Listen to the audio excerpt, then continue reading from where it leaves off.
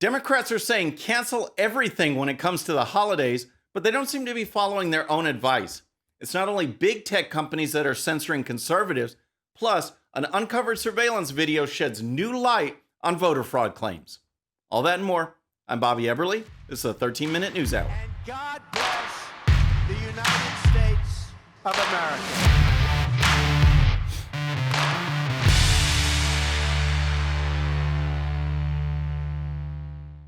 All right, friends, welcome to the show. Happy Friday. Hope you had a great week. If you're new to the show, thank you so much for tuning in. We're going to start with coronavirus because the cases are going up and the Democrats are freaking out. Mask mandates, lockdowns, shutdowns, don't go anywhere. That's what we're hearing. And it's going on all over the place in these Democrat-run states and cities. In Los Angeles, you basically can't go anywhere with the new mandates. You can't do anything. You can't go anywhere. You can't go outside. And here's the story.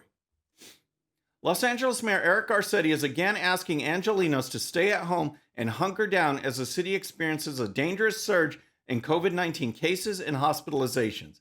The city revised its targeted safer at home order late Wednesday. While the new COVID restrictions and allowable activities mirror those issued by Los Angeles County last week, the language and messaging is far stronger than before.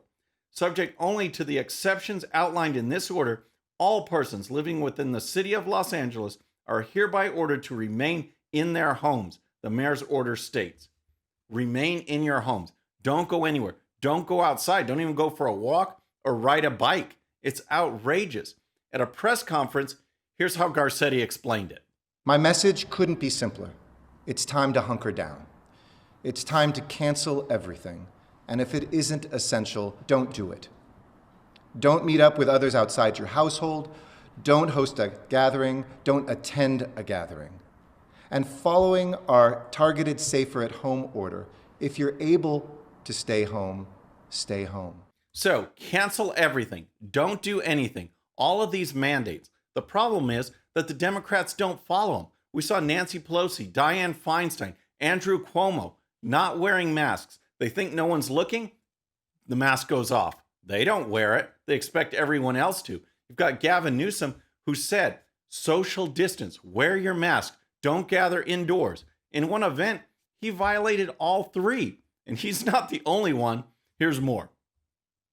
When Steve Adler, the mayor of Austin, Texas, urged constituents last month to stay home, even as he and his family vacationed in Cabo San Lucas, he showed all the symptoms of an ailment sweeping the Democrat Party.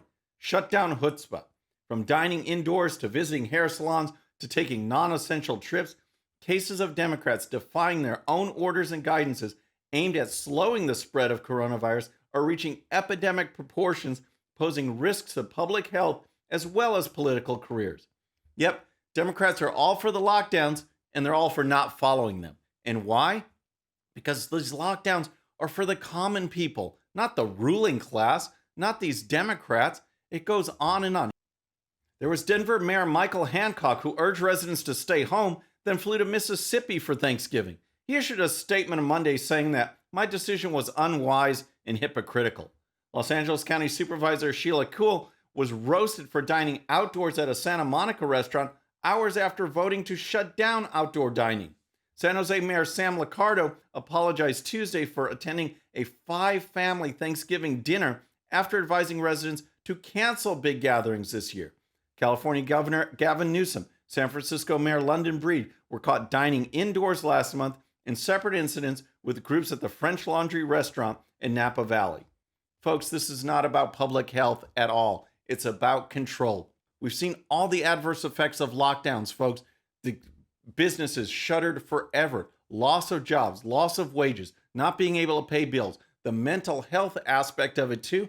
Democrats don't care anything about that because the one aspect of lockdowns that they like is the control. They're going to keep pushing it.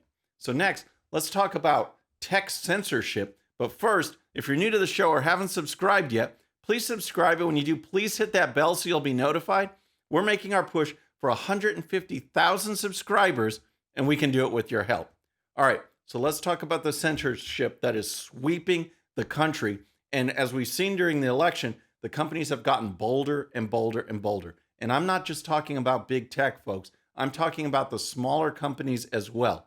Look at what is going on at Etsy. E-commerce platform Etsy says it's stamping out harmful misinformation from knitters making MAGA-themed beanies. Conservative author and activist Michelle Malkin reported that Etsy user Deplorable Knitter had received a permanent ban from the platform for trying to sell beanie hats bearing the Stop the Steal slogan, a Republican rallying cry against voter fraud. So, of course, Michelle Malkin went off on this, and rightfully so. We see this happening more and more often. On a previous show, I talked about a physician, an epidemiologist, who, in his expert opinion, wrote a column about coronavirus. It differed from the approved language of the left. It was banned. Couldn't even share his scholarly opinion because it differed from what was approved. My last 3 videos, my last show, and 2 Newsmax appearances that I posted, all flagged, all demonetized because they're talking about voter fraud. This is what is going on, folks, and it's absolutely outrageous.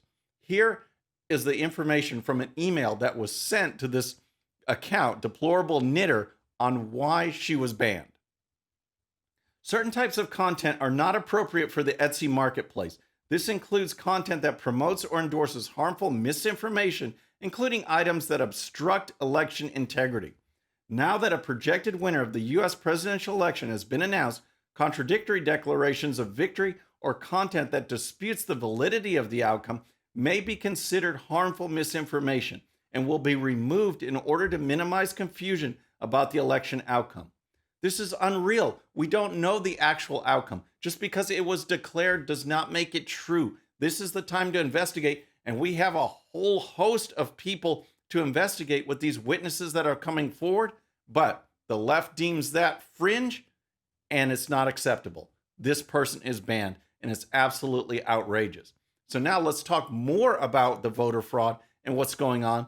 But first, I want to make a special plug for tomorrow, folks. Please tune in to the Saturday live stream, 11 a.m. Central Time. We're going to be talking to Kevin Freeman. He is the host of the Economic War Room and co-founder of EveryLegalVote.com. This is one of the world's leading experts in economic warfare and financial terrorism. He's going to give us an update on voter fraud, in particular the Dominion voting machines and all the problems that we have with it. So tune into the Saturday live stream tomorrow, 11 a.m. Central. So now let's talk about this voter fraud and what's going on, because we have cases and cases and cases. If you've seen this week, it has been astounding to watch, folks. This testimony in Michigan, in Arizona, Pennsylvania. Yesterday, I was watching Georgia, and it's so moving, folks. I don't know if you've tuned in, but I try and watch as much as I can, and I actually feel bad. I feel guilty when I have to turn away and do something else, because these people are giving their time to go testify to try to make a difference, because they have witnessed voter fraud. They are testifying to that effect with sworn affidavits, breaking the law. If they are lying, they are taking their time to do that. I feel obligated to watch and do as much as I can to help this cause. That's why I've told all the folks I know on the Trump team, put me to work. I'm ready to go. I'm ready to help. Just let me know, because this is the most important issue that I've faced, that we've all faced since I've been involved in politics. And one of the things that really came out, that really broke this week, is this surveillance video from inside the largest counting center in Georgia. Remember when they sent people home, but there were reports that people were still counting? Now it's on video. Jordan Sekulow, one of the members of Trump's legal team, he talked about it, and here's what he said. Again, there's a video that just came out, in Georgia, showing when they said they shut down the vote counting, and then they kept counting votes. And the video, kind of like the camera, the security camera, shows that. I want to make clear to people right there, that's a huge election law violation. That is illegal. You can't count votes with no one watching, send everyone home. So as he said, this is illegal, folks. You can't do this. And it was talked about. Remember when Twitter's flagging everything when they're talking about what's going on in Georgia and what these witnesses are saying? They flagged it all as disinformation. Now we see it on video. He also threw in this tidbit about the craziness in Nevada. We saw the same thing in Nevada, Chris, where 160,000 votes got tossed out in Clark County for a county commission race. because they said it was so much fraud, but they still counted those votes toward the presidential race. This is unreal. So much fraud, so many witnesses, and yet the media are not doing their job. To me, this is a classic case of investigative reporting. Talk to these witnesses, counter them, bring in other experts, have a story that shows both sides. At least talk to these witnesses. They are out there, they are available, and yet there's no reporting. There's only one side of the story, and this other side that they're not letting people know about keeps growing and growing and growing. New information comes out all the time. The problem is the time crunch, and Sekulow addressed that. All of this is on a very truncated schedule, and you've got the lawsuits that are being filed. You've got to have the information quickly available. It's always, I always tell everybody this, and I've said it each time we're on. We're fighting the fight every single day, 24 hours a day. That's why new lawsuits are being filed as new information is uncovered, new evidence is uncovered, like that video in Georgia. But at the same time, I always remind people courts are a place of last resort. They're the last place you go to get justice. That doesn't mean you won't get it, but it is the toughest. So don't buy into the media. Just allow the process to play out. Yep, it's crunch time. And again, I want to thank all the people who have come forward, all the members of the Trump team, especially their legal team, all the people doing the work, but the witnesses, the people that are coming forward who volunteered to be poll challengers or poll watchers, volunteering on election day to be there to help the process, which should be the most secure aspect of our constitutional republic. Nothing matters if our vote doesn't matter. Everything we do, we confer power onto people that we pick. If we aren't actually picking them, then something is wrong with this country in a major way. And with that, with these Democrats, with the voter fraud, with all of this stuff, we need to ask them, do you have a relaxed brain? I got what you call, I don't know, a relaxed brain. First, there's America's big corporations who are all in favor of supporting human rights unless it affects their bottom line. Over 1 million Uyghur Muslims are imprisoned in forced labor and re-education camps in China's Xinjiang province, a large producer of cotton products and computer parts. The province is suspected of using slave labor to meet the large demand for their products, much of which comes from large corporations. The Uyghur Forced Labor Prevention Act passed the House by a vote of 403 to 6 in September. The bill would ban all imported goods from Xinjiang made with forced labor. After its passage, Nike, Coca-Cola, Apple, and other corporations began fighting to weaken the language in the bill, arguing, while that they do condemn human rights abuses, the bill would harm the supply chains in China that they rely on. Can you believe that? I mean, yeah, don't affect our bottom line. We're all for, protecting human rights, but we got to make a buck too. Then there's Alexandria Ocasio-Cortez, who's like one of the founding members of Relaxed Brain. She got on Twitter having no clue about the real people she was tweeting about. The thing that these conservative senators don't seem to understand is that I've actually had a physically difficult working class job without good health care most of my adult life. I bring that work ethic to Congress and to my community. They sit around on leather chairs all day. So that was yesterday afternoon. Then about an hour later, she adds this. Republicans like to make fun of the fact that I used to be a waitress, but we all know if they ever had to do a double, they'd be the ones found crying in the walk-in fridge halfway through their first shift because someone yelled at them for bringing seltzer when they wanted sparkling. Of course, this brought out a flurry of comments. It's just amazing. Casey Levitt, she's the press secretary for Ben Carson. She tweeted this. This is wrong. I was a waitress for 5+ years throughout high school and college. I'm a Republican, and I cried in walk-in fridges just like you. The difference between us, I don't expect the government to provide for me. I make my own money and provide for myself.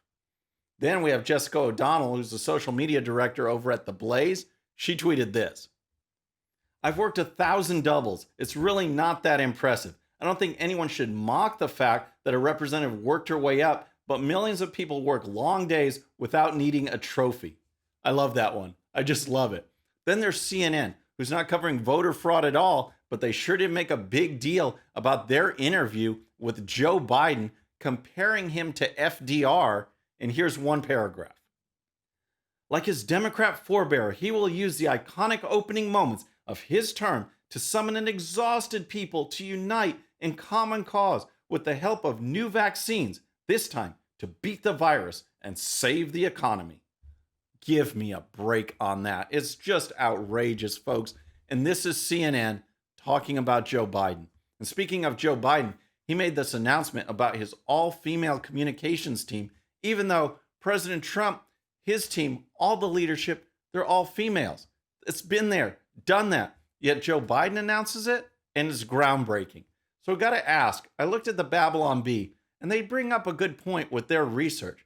How much actual information is going to be provided by this team? Biden all-female communications team won't tell Nation what's wrong. Nation should already know.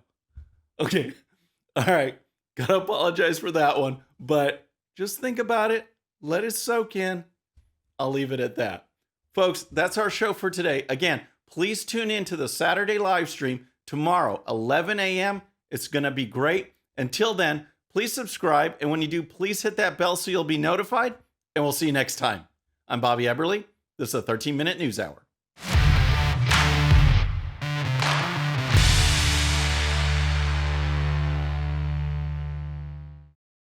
Okay, friends, thanks so much for watching. And before you go, please hit that subscribe button, hit that bell so you'll be notified. And here's a special video just for you so you can watch even more of the 13-minute news hour. And don't forget to check out GOPUSA.com for the best in conservative news and commentary. We'll see you next time.